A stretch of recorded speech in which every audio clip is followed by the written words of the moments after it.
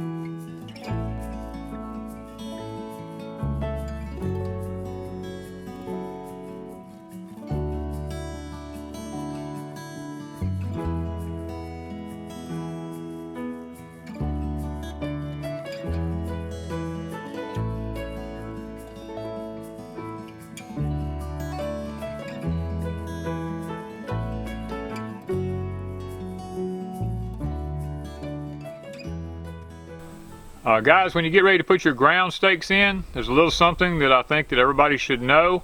The 16 feet wide is not from the outside of the pipes that you're putting in the ground stakes. The 16 feet wide is from the outside of the baseboards. In order for it to be plumb on the sides, the pipes should be 15 feet 9 inches from outside to outside. and then you have an 1.5 inch base on one side, an 1.5 inch base on the other side, which will give you your 16 feet.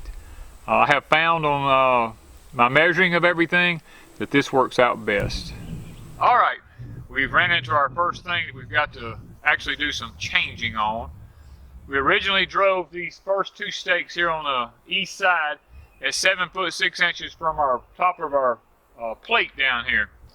When we got to the other side, because we're on a hillside, we realized that we would only have like 19 inches of pipe in the ground.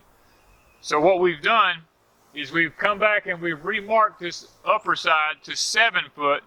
So rather than being 7.5 feet out of the ground with these, we will now be 7 foot, which will allow us to have our 24 inches in the dirt on the lower end that we're going to need. So we're having to make that change right now.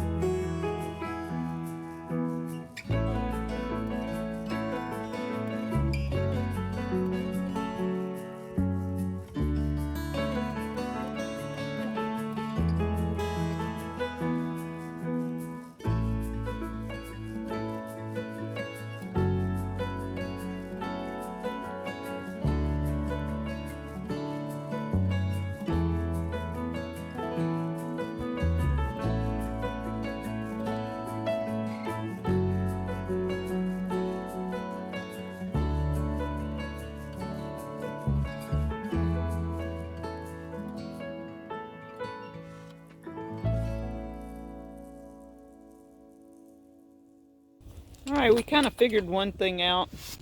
Danny puts it in the ground for a little ways. We take it out.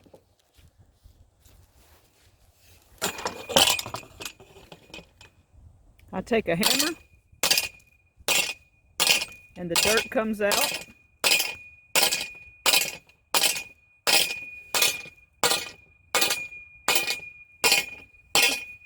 There. There we go. Then it goes back in easier and it drives down further. It just makes driving it in easier, right, Papa? Makes it a lot easier.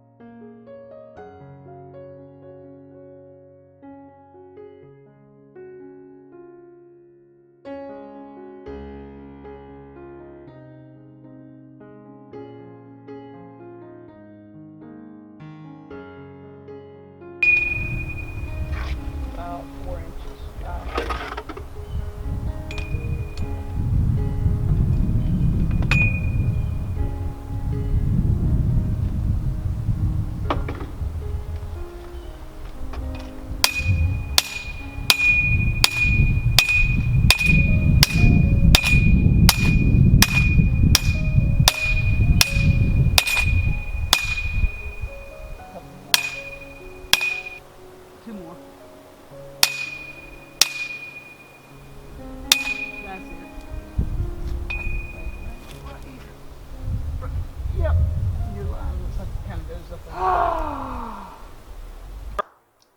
I want to explain this side of the greenhouse just a little bit. This string right here is level with the top of the form board on the other side. The same level at the other end, the top of the form board down yonder. We're pulling the string tight. Our 7-foot mark right here on the pipe goes level with that string. We have another string pulled right at the ground. This string tells me where the bottom of my pipe needs to be in relation to the ground. This gives me a level line so that I know if my pipe is leaning in or out. And on this string, we pull a tape measure, we mark 4 foot. We take our torch and we burn a little hole through the ground cover. That's the place for the pipe to go through. The string has a mark on it to show me my 4-foot center. And when I'm up in the air high driving, I can watch the 2 strings in relation to my pole and tell if I'm in or out as far as being level. All I have to really do is level it from side to side because I already have a level mark this away. I just have to take care of it that away. That is the purpose for these 2 strings on the lower end of the greenhouse. Now, when we finish putting these poles up, there will be a 2x10 from this top string down, and then a 2x whatever's left underneath it. Could be a 2x6, could be a 2x8, could be a 2x10. They will all fasten to these pipes to create a raised bed just like on the opposite side of the greenhouse, and that will be our baseboards for the bottom of the greenhouse.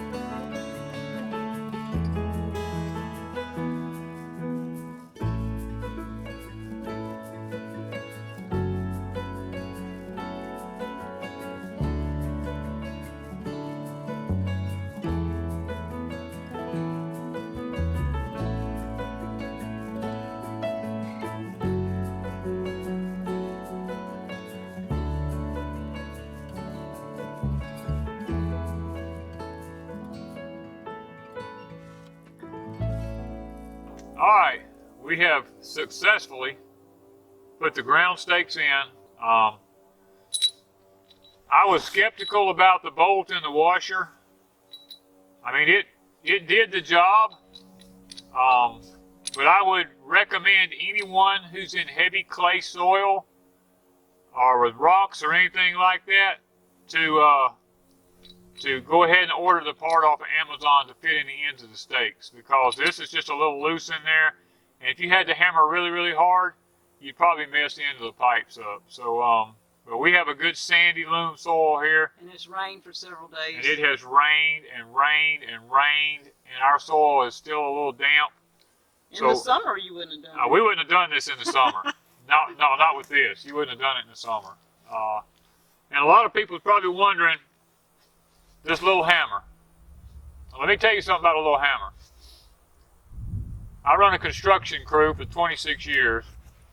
I had a team of Mexicans that worked with me. When we put foundations in for like hotels and stuff like that, I broke out one day my big 10-pound sledgehammers with the long handles and everything, because we had hundreds of stakes to drive. And we went to swinging them 10-pound sledgehammers, and I noticed my Mexican friends that worked for me, they all had 2- and 5-pound hammers. And as I watched those guys, they drove just as many stakes as we did and did not get tired. We were wore out from swinging 10-pound hammers.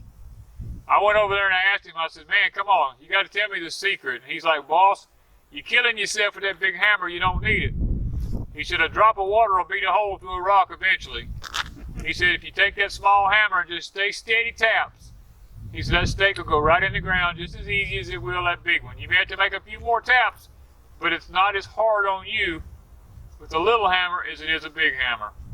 And he said, if you take a jackhammer and watch it, or a hammer drill and watch it drilling through something, it ain't about the weight of it. It's about it just sitting there repetitiously pecking away at it. Same thing with the hammer. I drove with your neck and back. You needed with my neck being messed up and my back being messed up. I couldn't swing a big hammer.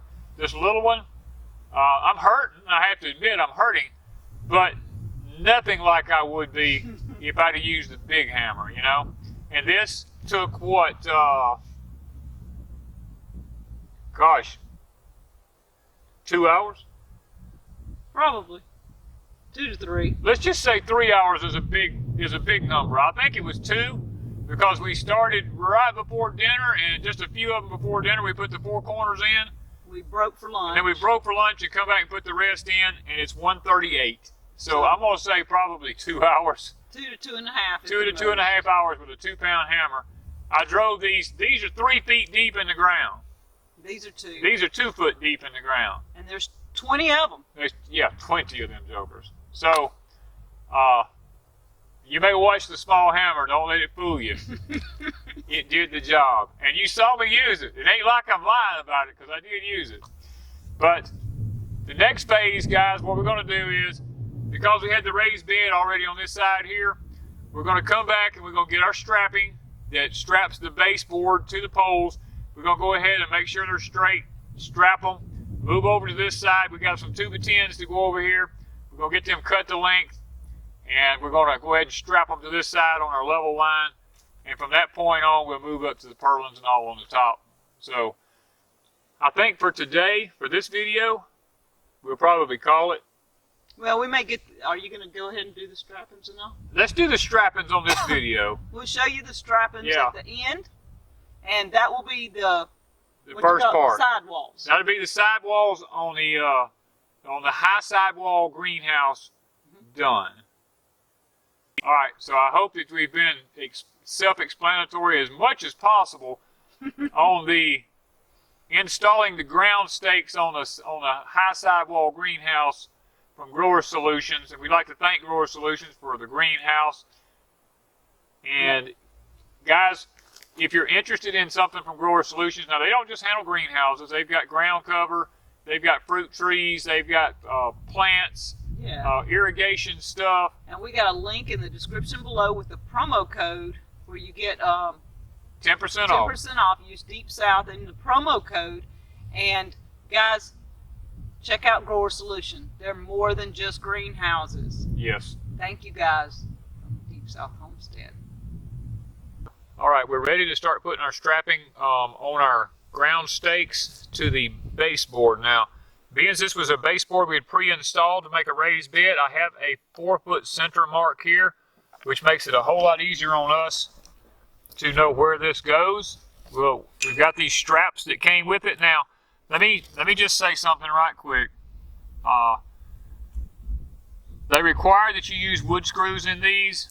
If you're using treated wood, do not use a drywall screw in it. It will only last about a year or two and it will eat it off. If you're going to be using treated wood, use screws that are designed to be used in treated wood so that it doesn't eat them off. Now, we're going to just use a 1/4 inch hex head screw. That'll do fine in this wood.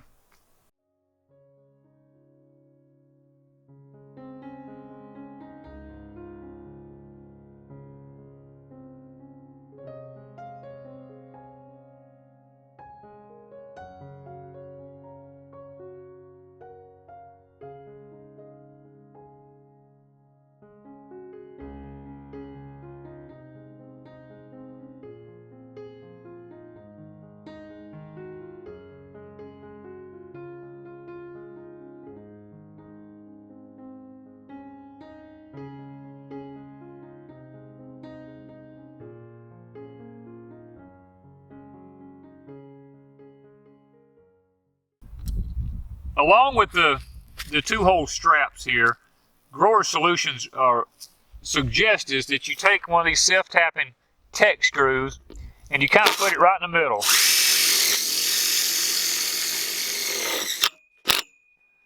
Right like that. That ensures that this strap don't slide up down the post, and that's one of their recommendations that we need to do. Okay, I want to give y'all a little tidbit when it comes to putting these 2-hole straps up on your ground stakes.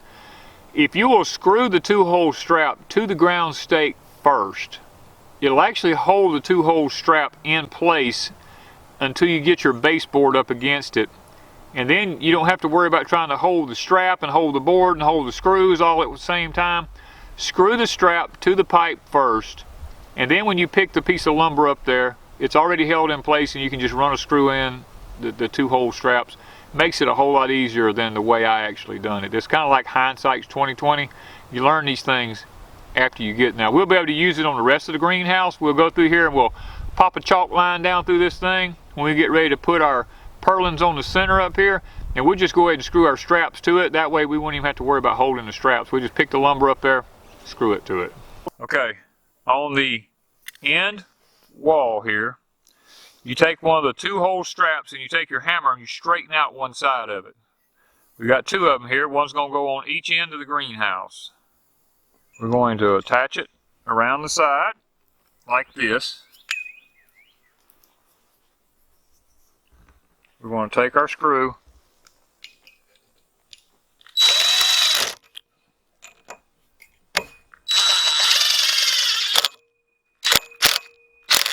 we're going to run it in like that.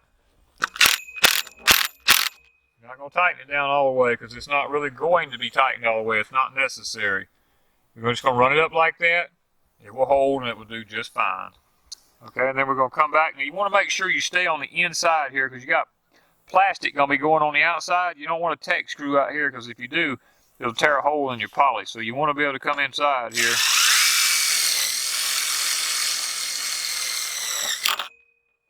And put this on the inside. Make sure it's not out here.